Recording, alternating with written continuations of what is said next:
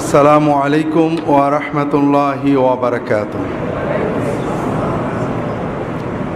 ইন্নাল হামদালিল্লাহি নাহমাদুহু ওয়া নাস্তাঈনুহু ওয়া নাস্তাগফিরুহু ওয়া নাউযু বিল্লাহি মিন শুরুরি আনফুসিনা ওয়া মিন সাইয়্যাতি আ'মালিনা। মান ইয়াহদিল্লাহু ফালা মুদিল্লা লাহু ওয়া মান ইউদ্লিলহু ফালা হাদিয়া লাহু। وأشهد أن لا إله إلا الله وحده لا شريك له وأشهد أن محمدا عبده ورسوله صلى الله عليه وعلى آله وأصحابه وبارك وسلم أما بعد। মূলত আজকে নিয়ত ছিল শবে বরাত নিয়ে কিছু আলোচনা করা, কারণ শবে বরাত আমাদের সামনেই, নাকি বলেন? শবে বরাত সামনে না? বরাত মানে কি? ভাগ্য, আমাদের সামনে ভাগ্য। আমার নানি রাহিমাহুল্লাহ রাহমাতান ওয়াসিআ ছোটবেলায় গল্প করতেন, চুটকি আর কি।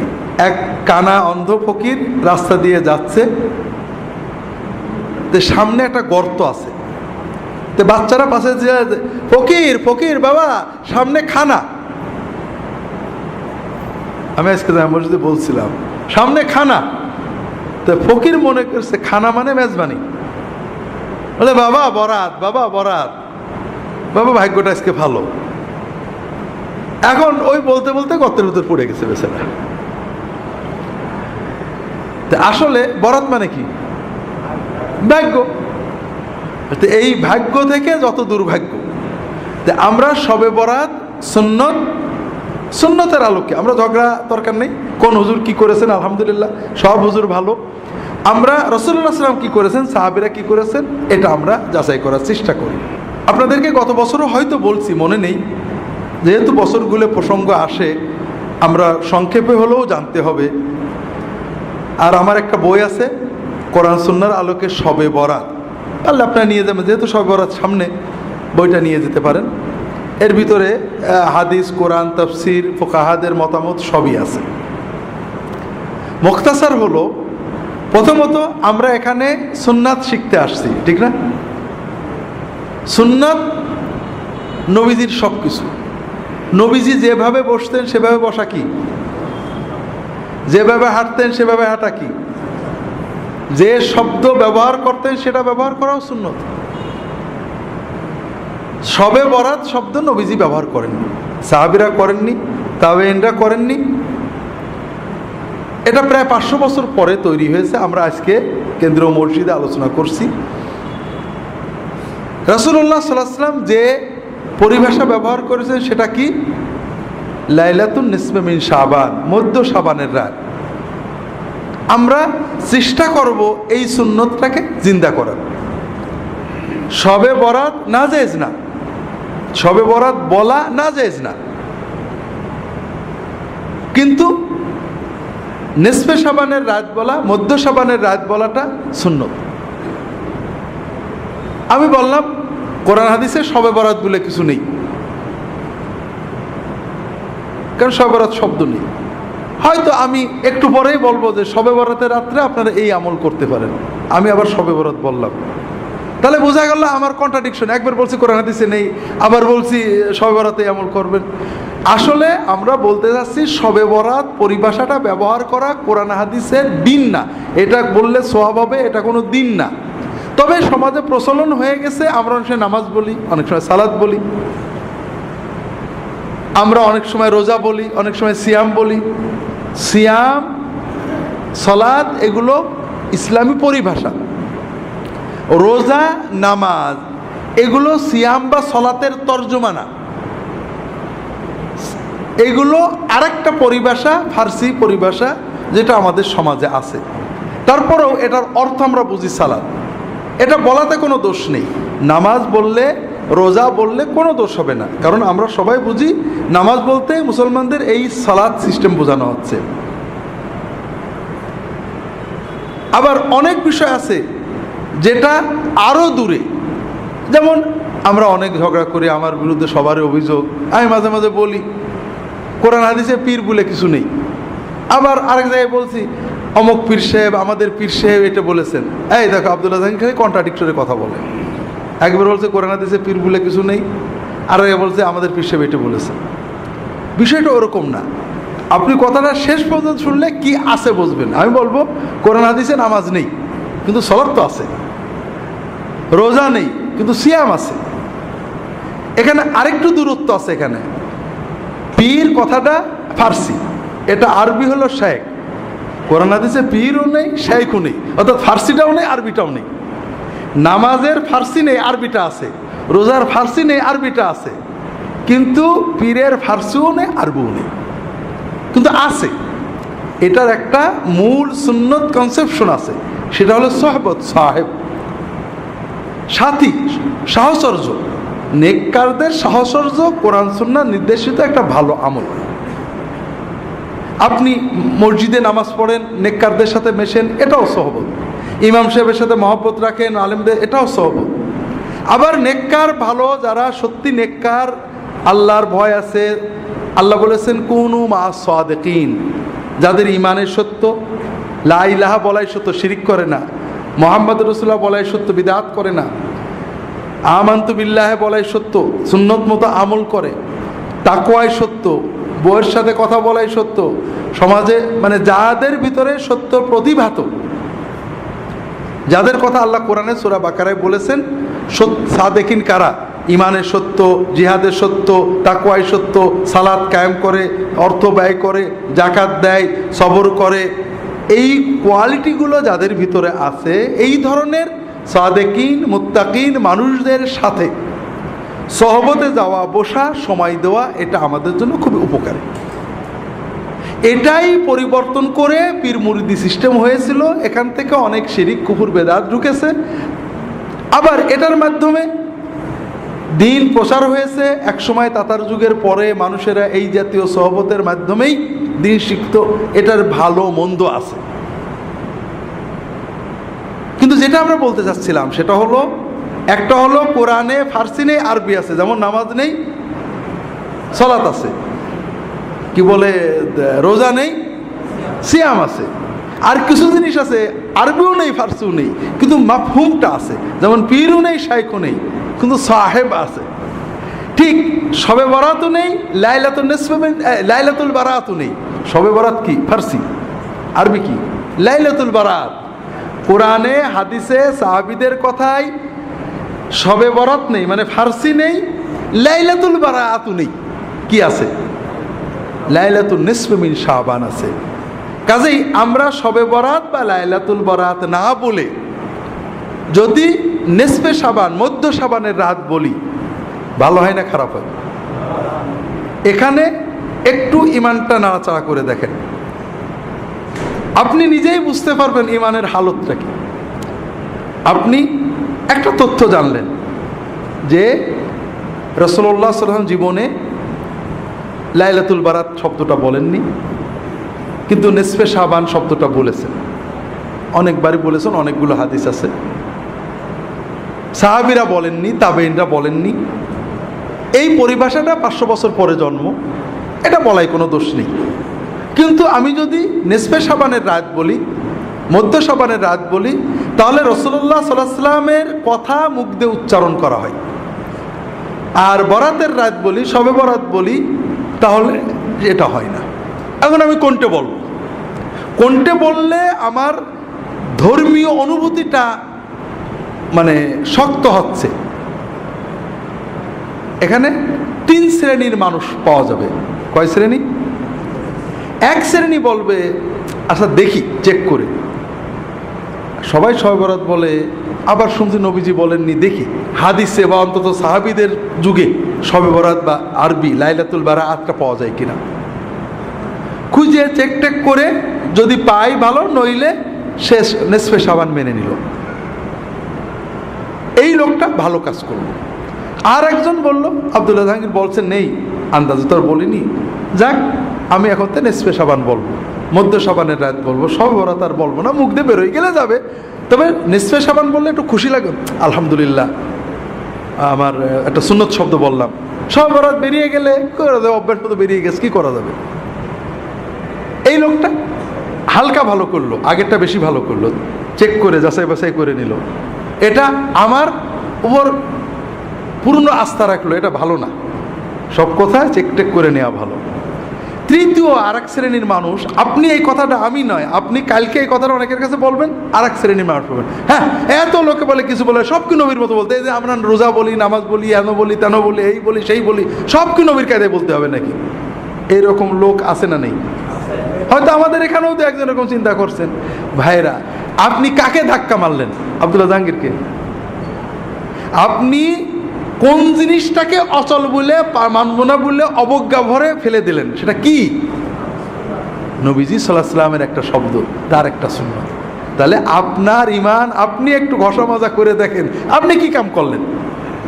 আপনি কোন জিনিসটাকে অবজ্ঞা করলেন? আপনি তো আমাকে অবজ্ঞা করেননি। আপনি মুহাম্মদুর রাসূলুল্লাহ সাল্লাল্লাহু আলাইহি ওয়াসাল্লামের কথার মতো কথা বলতে আপত্তি করলেন। আপনার সমাজের প্রচলিত কথাটাকে মুহাম্মদ সাল্লাল্লাহু আলাইহি ওয়াসাল্লামের কথা চেয়ে জোর দিলেন। এটা আপনি ভালো করলেন না, আপনি আপনার ঈমানের ক্ষতি করলেন, আমার তো কিছু করলেন না। আপনাদের এজন্য বারবার আবারও বলি, আমাদের এখানে আমরা নিয়মিত, আপনারা আসেন, একদিনে সব শেখাবো এরকম নয়, প্রশ্নোত্তর হবে, আমরা প্রশ্নের মাধ্যমে অনেক কিছু জানবো। তবে সবচেয়ে বড় চিন্তা, অনেক সুন্নাত আমাকে বলে, স্যার আপনার এখানে তো অনেক সুন্নত নেই। অনেক সুন্নত নেই মানে কিছু কিছু বিষয় আছে, মানে আপনি গাড়িতে চলেন, ঘোড়ায় চলেন না, সুন্নত নেই। তো ভাইরা, আমি গাড়ি চড়াটাকে অত উত্তম, আমি ঘোড়ায় চড়তে পারলে খুশি, আমি পারি না তাই করি। কিন্তু আমি বিশ্বাস করি যে আমি চড়াটাও যদি নবীজির মতো হতো, নিঃসন্দেহে ভালো হতো। কথা হলো যে, একটা হলো আমার চেতনা, বিশ্বাস যে মুহাম্মদ সাল্লাল্লাহু আলাইহি ওয়াসাল্লামের চেয়ে বড় আর কিছু হতে পারে না।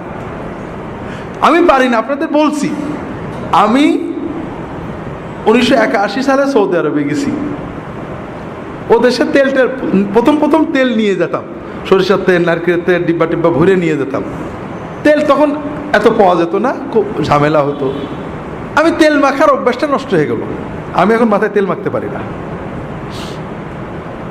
বোধহয় 40 বছর হয়ে গেল মাথায় আমি তেল মাখি না। তেল মাখলে বরং অস্বস্তি লাগে।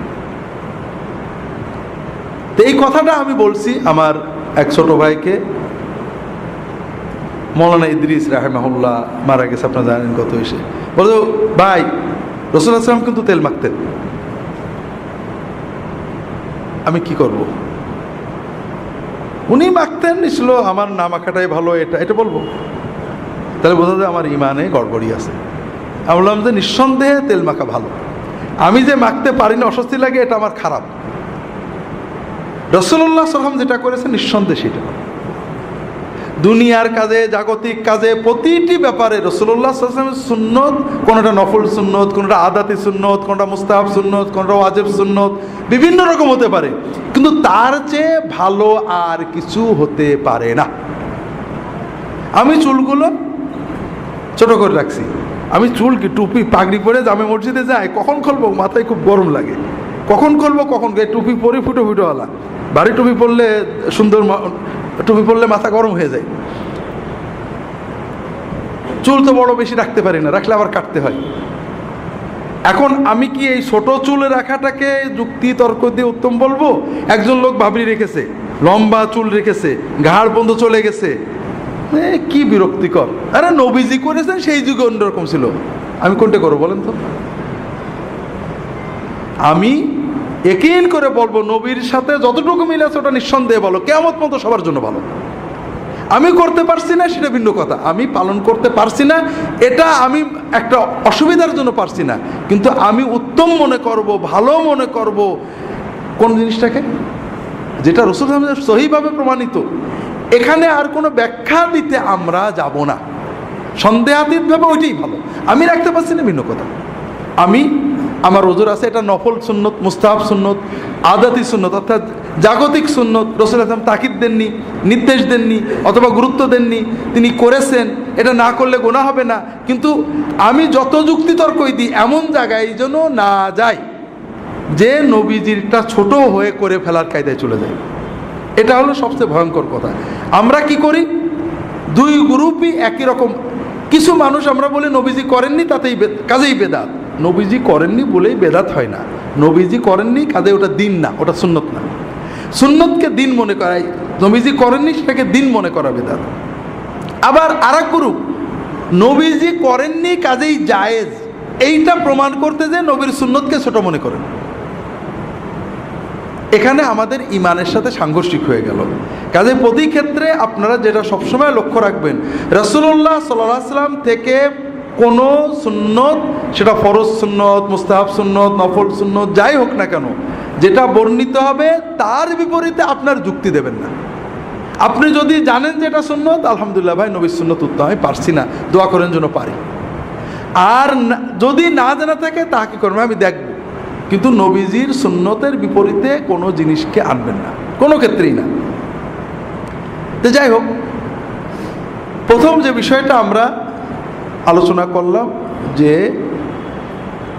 লাইলাতুন নিসফে মিন শাবান, মধ্য শাবানের রাত, এটা হলো সুন্নত পরিভাষা। আর শবে বরাত, লাইলাতুল বারাত, এটা সুন্নত নয়, এটা পরবর্তী যুগে অনেক পরে, 500 বছর পরে প্রথম আপনি রাসূলুল্লাহ সাল্লাল্লাহু আলাইহি ওয়াসাল্লাম, সাহাবী, তাবেঈন, তাবেঈন, ইমাম আবু হানিফা, শাফি, মালিক, আহমদ ইবনে হাম্বল রাহিমাহুল্লাহ, কারোর যুগে পাবেন না। অনেক পরে এসে এই পরিভাষাটা জন্ম হয়েছে। দ্বিতীয় পর্যায়ে যাই, সুন্নতের ভিতরে নিরাপত্তা। সুন্নতের বাইরে যেটা, এটা বেদাত না হলেও সমস্যা তৈরি করে। যেমন শবে বরাতের ভিতরে আমরা যখন মধ্য শাবানের রাত, এটা কোনো আলাদা উত্তেজনা তৈরি করে না, কিন্তু যখনই আমি বলবো শবে বরাত, তখন আমাদের ভিতরে একটা নির্ধারিত কনসেপশন তৈরি হয়, এটা ভাগ্য রজনী, এটা মুসলমানদের ভাগ্য রজনী। এই যে ধারণাটা দিচ্ছে এটাও ঠিক না। শবে বরাত গুনাহ মাপের রজনী। বারাত শব্দের মূল অর্থ ছিল মুক্তি, আরবিতে যে বারাত, আমরা বাংলায় অর্থটা পাল্টে বরাত ভাগ্য হয়ে গেছে, কিন্তু আরবিতে বারাত মানে মুক্তি। শবে বরাতের রাত্রিতে আল্লাহ তাআলা বান্দাদের গুনাহ মাফ করেন, এটা সহিহ হাদিস দ্বারা প্রমাণিত। কিন্তু এই রাত্রিতে আল্লাহ ভাগ্য দেন, ভাগ্য লেখেন, এটা কোনো হাদিস নেই, কোনো কোরআন নেই। এ মর্মে যত হাদিস আছে সবগুলোই জাল হাদিস। তফসিরে দু একটা কথা বলা হয়েছে, কোনো তফসির কারক সমর্থন করেননি। তাহলে মধ্য শাবান বললে যে সুন্নত চেতনা আসে, শবে বরাত বা ভাগ্য রজনী বললে আমাদের ভিতরে যে চিন্তাটা আসে এটা আসলে ঠিক না। এরকম অনেক ক্ষেত্রে আছে, যেমন কোরআন হাদিসের পরিভাষা হলো ঈমান, আর তাবেঈনদের যুগ থেকেই, তাবেঈনদের যুগ থেকে পরিভাষা হলো আকীদা। ঈমান বললে ঝগড়া হয় না, ওর ঈমান খারাপ এ বলে না, ওর আকীদা খারাপ। যদিও তাবেঈনদের যুগ থেকে আকীদা পরিভাষাটা ব্যবহার করা হচ্ছে, তারপরও ঈমান পরিভাষার ভিতরে যত প্রশস্ততা আকীদার ভিতরে তা নেই। তাসাউফ, তাসকিয়া, রাসূলুল্লাহ সাল্লাল্লাহু আলাইহি ওয়াসাল্লাম, সাহাবী, তাবেঈন, তাদের পরিভাষা ছিল তাসকিয়া, আত্মশুদ্ধি। আমরা বলি তাসাউফ।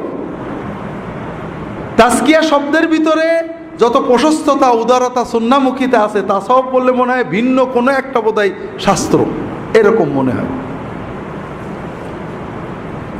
এই যে পীর এবং সাহেব, সাহেব পীর, সাহেব বললে, সাথী বললে আমার সাথী, আমার সাথী, এখানে কিন্তু কোনো অতিভক্তি জন্ম নেয় না, অমুক আমার সাথী। সাথী বলার ভিতরে অতিভক্তির প্রাবল্য আসে না। যখনই পীর বললেন তখন মনে হলো একটা বিশেষ একটা চেতনা তার দিকে যাচ্ছে। আপনি কি? আমি আব্দুল্লাহ জাহাঙ্গীরের সাথী। আব্দুল্লাহ জাহাঙ্গীর কি? আমার সাথী। এটা খুব সিম্পল কথা। এটার ভিতরে সুন্নত আছে, এটার ভিতরে মহব্বত আছে, কিন্তু অতিভক্তির কিছু নেই। সুন্নতের বাইরে যাওয়ার দরজাটা বন্ধ হয়ে গেছে। আমরা কোনো পরিভাষাকে নাজেজ বলছি না, সুন্নতটা যে ভালো এটা প্রমাণ করার চেষ্টা করছি। রাগ করেন না আপনারা, কারণ আমি এটা বিশ্বাস করি যে সুন্নত ভালো। কিন্তু যখনই বললেন আব্দুল্লাহ জাহাঙ্গীর আমার কি? পীর। পীর বললেই যেন কেমন আরেকটু ভক্তি ভালোবাসার প্লাবন বয়ে যেতে লাগলো, যেটা সাথীর ভিতরে ছিল না।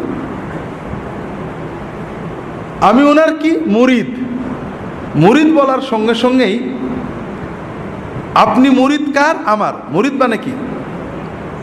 চাই, আমার জান প্রাণ দিয়ে একজনকেই চাই, এই হুজুর। তো হলো নাকি? আপনি কাকে চান? কাকে চান আপনি? হ্যাঁ, আপনি আল্লাহকে চান। আমি আপনার সাথী, আল্লাহ পাওয়ার জন্য, আমল শেখার জন্য জজবা। আপনি আমার সাথে থাকেন, আর কিছু না। আপনার মুরাদ তো আল্লাহ, আপনি মুরিদ হলেন আল্লাহ, আপনি চাচ্ছেন আল্লাহকে। পরিভাষা তৈরি হয়ে গেছে, হাজার হাজার লক্ষ লক্ষ দিনদার মানুষেরা বলেছেন সব ঠিক আছে, আমরাও বলি, ব্যবহার করি। কিন্তু আমরা ব্যবহার করে করে 1 কোটি মানুষে ব্যবহার করার কারণে মুহাম্মদ সাল্লাল্লাহু আলাইহি ওয়াসাল্লামের ব্যবহারে সেটা দামি হয়ে যায় কিনা? হবে। 100 কোটি লোকে ব্যবহারের কারণে কি সেটা রাসূলুল্লাহ সাল্লাল্লাহু আলাইহি ওয়াসাল্লামের ব্যবহারে সে দামি হয়ে যাবে কিনা? না। তো যাই হোক, আমরা লম্বা করব না।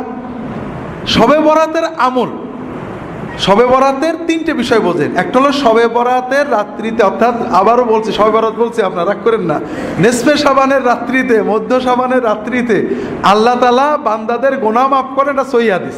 ইন্নাল্লাহা লা ইয়াত্তালিউ ফি লাইলাতিন নিসফি মিন শাবান ইলা ইবাদিহি ফায়াগফিরু লিজামিই খালকিহি ইল্লা লিমুশরিকিন আও মুশাহিন। আল্লাহ তাআলা মধ্য শাবানের রাত্রিতে তার বান্দাদের দিকে দৃষ্টিপাত করেন। আল্লাহ মধ্য শাবানের রাত্রিতে তার বান্দাদের দিকে দৃষ্টিপাত করেন। তখন তিনি 2 শ্রেণীর মানুষ ছাড়া সকল শ্রেণীর সৃষ্টিকে মাফ করে দেন। যাদের ভিতরে শিরক আছে এবং যাদের ভিতরে হিংসা আছে, এই হিংসা এবং শিরক যাদের আছে তাদের ছাড়া বাকি সকল মানুষকে আল্লাহ মাফ করে দেন। তাহলে শবে বরাত হলো একটা কমন বোনাস। আপনি যদি এই রাত্রিতে ঘুমিয়ে থাকেন, জেগে থাকেন, কিন্তু আপনার অন্তরে শিরক নেই, আপনার অন্তরে হিংসা বিদ্বেষ নেই, ইনশাআল্লাহ আপনার নসিবে এই আল্লাহর বোনাসটা এসে যাবে, আপনার অ্যাকাউন্টে আপনার বোনাস জমা হয়ে যাবে। কথা কি বুঝতে পেরেছেন? এখন দ্বিতীয় বিষয় হলো আমরা কি করব, আমরা আমল করব কিনা। আমল না করলে, ঘুমিয়ে থাকলেও আপনি এই বোনাস পাবেন। এ ব্যাপারে সহিহ হাদিস পাওয়া যায় না, কিছু জয়ীফ হাদিস আছে। 2টো আমল পাওয়া যায় জয়ীফ হাদিস দ্বারা, বা 3টে আমল পাওয়া যায়। একটা হলো কবর জিয়ারত, আর একটা হলো দোয়া, আর একটা হলো সালাত। এই বিষয়ে যতগুলো হাদিস আছে সবই জয়ীফ। তবে যেহেতু এই রাত্রের ফজিলত সহিহ, এই রাত্রে কেউ যদি অন্যান্য রাতেও তাহাজ্জুদ পড়ে, এই রাত্রে একটু কিছু বেশি পড়েছে, অন্যান্য রাত্রেও দোয়া করে, এই রাত্রে বেশি করেছে, এটা অনেক আলেমই মুস্তাহাব, জায়েজ, বৈধ, সুন্নতের ভিতরে থাকবে বলে মত প্রকাশ করেছেন। আমরাও মনে করি যদি কেউ ব্যক্তিগতভাবে এই রাত্রিতে দোয়া করেন, এই রাত্রিতে আল্লাহর কাছে দোয়া করেন বা সাধারণ তাহাজ্জুদ পড়েন, কিয়ামুল লাইল করেন, এটা নাজায়েজ হবে না, ইনশাআল্লাহ বিদআত হবে না। 3টে কারণে। একটা হলো সুন্নত দ্বারা ফজিলত প্রমাণিত। এখানে জয়ীফ হাদিস দিয়ে কেউ আমল করলে এটা সরাসরি বেদাত বলা ঠিক না। তাবেঈদের যুগ থেকে কোনো কোনো তাবেঈ এই রাত্রে ইবাদত করেছেন। তবে এই রাত্রিতে ইবাদত মসজিদে যেয়ে করা, সমবেতভাবে করা, এটা সকল ইমাম হানাফি, শাফিঈ, মালিকি, হাম্বলি সবাই বেদাত বলেছেন, মাকরুহ বলেছেন। এটা নিয়ে কোনো মতভেদ নেই। এই রাত্রি ইবাদতের জন্য মসজিদে যাওয়া, দলবদ্ধ হওয়া, সুন্নত ইবাদতও দলবদ্ধ হয়ে করা, এটা বেদাত বলা হয়েছে এবং মাকরুহ বলা হয়েছে। হানাফি ফিকহের সব কিতাবেই পাবেন। তৃতীয় হলো এই রাত্রিতে ভাগ্য লেখা হয়, এই মর্মে যত কথা আছে সবই জাল কথা। চতুর্থ হলো এই রাতের পরের দিনে রোজা রাখা। আমাদের সমাজে প্রচলন আছে এই লাইলাতুন নিসফে মিন শাবানের পরের দিনে রোজা রাখার ব্যাপারে 2টো হাদিস আছে, 2টোই জাল পর্যায়ের। তবে শবে বরাতে রাসূলুল্লাহ বেশি রোজা রাখতেন, 1 তারিখ থেকে 15 তারিখ পর্যন্ত রোজা রাখতেন। আর 13, 14, 15 রোজা রাখা তো নিয়মিতই সুন্নত। কাজেই যারা রোজা রাখতে চান 13, 14, 15 রাখবেন। সব মাসেই রাখার চেষ্টা করবেন, শাবানে যেহেতু রাসূলুল্লাহ বেশি রাখতেন, আপনারা রাখতে পারেন। মধ্য শাবানের রাত বা শবে বরাত বিষয়ে শেষ কথাটা বাদ রয়ে গিয়েছিল। সেটা হলো, আমরা বুঝলাম রাতটার সুন্নত নাম হলো মধ্য শাবানের রাত, আর এই রাত্রি হলো আল্লাহ তাআলা বান্দাদের মাফ করেন। এই রাত্রিতে নেক আমল করার ব্যাপারে কোনো সহিহ হাদিস পাওয়া যায় না। আল্লাহর মাগফিরাতের সহিহ হাদিস আছে, তবে দোয়া করা, সালাত আদায় করা, কবর জিয়ারত করা, এ সকল বিষয়ে জয়ীফ হাদিস আছে। কেউ যদি এগুলো ব্যক্তিগত আমল করেন, এটা সুন্নাহ বিরোধী নয়। তবে এই রাত্রিতে রুটি খাওয়া, উৎসব করা, বাতি জ্বালানো, এরপরে মসজিদে সমবেত হয়ে ইবাদত বন্দেগী করা, এগুলো বিদআত। এবং প্রায় ফিকহের সকল কিতাবে, হানাফি মাযহাব, শাফিঈ মাযহাব, বিভিন্ন কিতাবে বারবারই এই ধরনের কাজগুলোকে বিদআত বা মাকরুহ লেখা হয়েছে, মাকরুহ তাহরিমি লেখা হয়েছে। এখানে একটা বিষয় খুবই জরুরি, সেটা হলো আমরা রাসূলুল্লাহ সাল্লাল্লাহু আলাইহি ওয়াসাল্লাম এবং সাহাবীদের জীবনে শবে বরাতের, সাহাবীদের আবু বকর, ওমর, ওসমান, আলী রাদিয়াল্লাহু তাআলা আনহুম আজমাইন, খোলাফায়ে রাশিদিনের যুগে দেখেন শবে বরাতের কোনো হাদিস পাবেন না। পুরো ইসলামের ইতিহাসে ইবনে কাসির, তবারি, মানে রাসূলুল্লাহ সাল্লামের হিজরত থেকে সাহাবী তাবেঈনরা মসজিদে সমবেত হয়েছেন, অথবা আবু বকর, ওমর, ওসমান তারা এই রাত পালন করেছেন, এরকম কিছু পাওয়া যায় না। এর একটা বড় কারণ হলো, ইসলাম আমাদেরকে জীবন ঘনিষ্ঠ ধর্ম দেয়, বতুরে না। আমরা শবে বরাতে কি জন্য গুরুত্ব দিই? এই রাত্রিতে আল্লাহ দোয়া কবুল করে, এটাই তো মূল, নাকি বলেন? এটা মূল না যে আমরা হুজুররা ওয়াজ করেছেন এই রাত্রে সন্ধ্যা থেকে আল্লাহর পক্ষ থেকে ঘোষণা দেওয়া হয় যে দোয়া করবে, কবুল করবে, এরকম আছে না? এই হাদিসটা জয়ীফ। তবে আমরা আশা করি এই রাতে দোয়া কবুল হবে। একাধিক হাদিস রয়েছে, সহিহ মুসলিম এবং অন্যান্য কিতাবে সহিহ হাদিস রয়েছে যে প্রতি রাত্রে রাতের যখন প্রথম 1/3 পার হয়ে যায়, রাতের প্রথম 1/3 পার হয়ে যায়, তার মানে 3 থেকে 4 ঘন্টা রাত হয়ে যায়।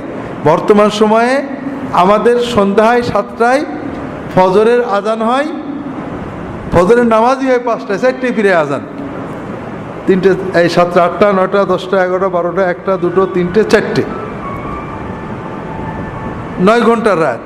তাহলে 1/3 মানে 3 ঘন্টা, 8টা, 9টা, 10টা, রাত 3 সাড়ে 3 ঘন্টা, তার মানে 10টা, সাড়ে 10টা। যখন রাত বড় হয় সন্ধ্যাও আগেই। যখন রাতের প্রথম 1/3 পার হয়ে যায়, আল্লাহ তাআলা সুবহানাহু ওয়া তাআলা প্রথম আসমানে নেমে আসেন। আল্লাহ তাআলার পক্ষ থেকে ঘোষণা দেওয়া হয় যে কে আসো দোয়া করবে, আমি তার সকল দোয়া কবুল করব। কে আসো আমার কাছে সাহায্য চাবে, আমি তাকে সাহায্য করব। কে আসো গুনাহ করেছো, গুনার মাপ চাও, আমি তোমার গুনাহ মাফ করে দেব। ওয়াযালিকা কুল্লা লাইলা, প্রতি রাতেই এই দোয়া, এই সুযোগ আল্লাহ দিতে থাকে। তাহলে আমরা যদি প্রতি রাতেই রাত 10টা, সাড়ে 10টা বেজে গেলে ঘুমানোর আগে 2-4 রাকাত নামাজ পড়ে আল্লাহর কাছে মন খুলে দোয়াটা করে শুই, তাহলে কিন্তু আমাদের প্রতি রাতই শবে বরাত হয়ে যায়। কথাটা কি আপনারা বুঝতে পেরেছেন? আর এটা হলো ইসলামের মূল শিক্ষা, যে আপনি প্রতি রাতেই আল্লাহর কাছে কিছু চান, কারণ আপনি সারা বছরের চাওয়া একবারে চাওয়া যায় না ভাই। প্রতি রাতে আপনার নগদ যা আছে আল্লাহর কাছে চান, আল্লাহর কাছে মনের আবেগ জানান, আল্লাহ কবুল করবেন, আপনার জীবনটা আল্লাহমুখী হবে, আল্লাহর সাথে সম্পর্ক ঘনিষ্ঠ হবে। পাশাপাশি আলেম ওলামাদের সহবতে যেতে হবে, বইপত্র পড়তে হবে। আল্লাহ তাআলা তৌফিক দান করুন, আমিন।